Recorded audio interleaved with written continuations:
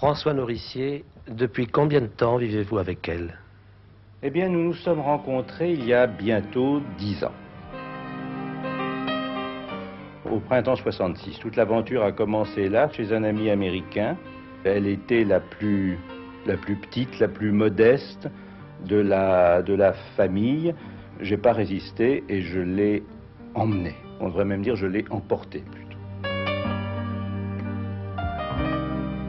C'est un enlèvement, avec l'espèce d'attendrissement comme ça devant les êtres qu'on ne traite pas tout à fait assez bien comme ça. J'avais le sentiment qu'elle était un petit peu menacée au milieu de ses frères et sœurs qui étaient des frères et sœurs visiblement plus dynamiques et costauds qu'elle.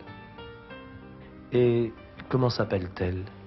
Elle s'appelle Polka, parce que c'était l'année des paix, que j'ai une femme d'origine polonaise, et que c'est un joli nom, Polka.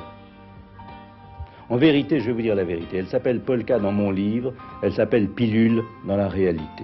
Mais j'ai trouvé que Pilule, c'était un nom si peu littéraire et qui prêtait tellement à confusion que je lui ai donné un pseudonyme pour lui écrire.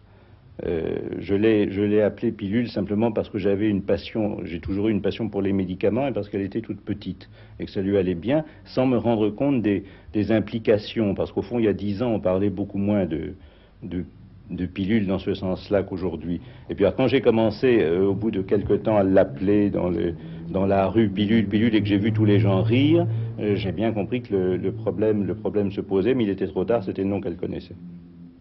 Nous nous sommes à peu près jamais quittés. Il y a quand même des problèmes. Vous savez, il y a les problèmes anglo-saxons. Les pays anglais ne les acceptent pas, les mettent en quarantaine.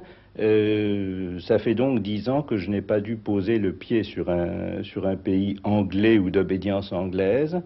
Et puis il y a eu une longue absence, un long voyage à travers les États-Unis où je ne l'ai pas emmené. J'aurais pu.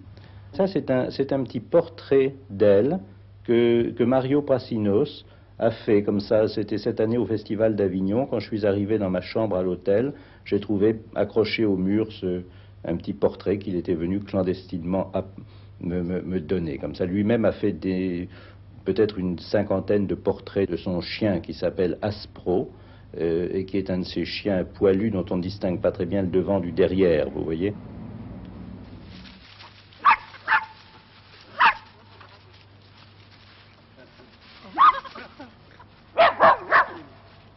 Alors que dans la rue, on est toujours tous tellement agressifs, méchants, indifférents les uns envers les autres. Tout d'un coup ici, parce que les chiens jouent ensemble, il y a des conversations qui se lient, il y a une espèce d'amitié qui s'organise. C'est ça aussi, un des rôles des chiens, sont nos ambassadeurs auprès des autres humains, c'est pas mal. On dit beaucoup que les gens rogneux ont des chiens rogneux, que les gens trop gentils ont des chiens qui lèchent tout le monde. Probablement est-ce vrai.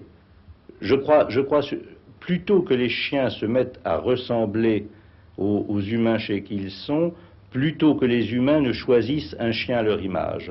Je crois que c'est en effet le chien qui se moule, qui se modèle sur l'humain. Ça, je crois.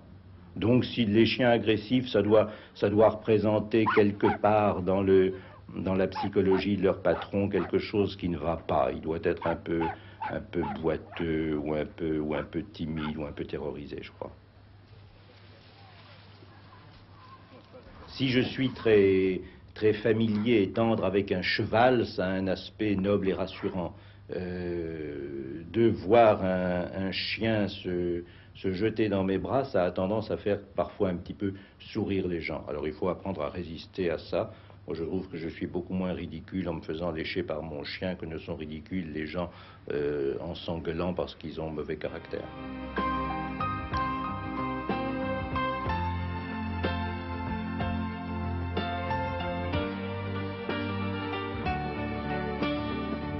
J'ai eu des chats quand j'étais adolescent, quand j'étais autour de mes 20 ans, comme ça. Et au fond, les rapports ont été bons, parce que j'ai des bons rapports avec tous les animaux, mais ça n'a jamais... Je me suis demandé pourquoi ça n'a jamais vraiment pris dans ma vie. Et je crois que j'ai compris, c'est que dans ma maison, le chat, c'est moi. Le personnage immobile, méditatif, ronronnant, qui déteste qu'on le dérange, au fond, quand je suis derrière ma table en train de travailler, c'est moi. J'ai donc pas besoin d'avoir une espèce de semblable avec des yeux verts qui se mettrait sur le fauteuil en face de moi et qui me regarderait.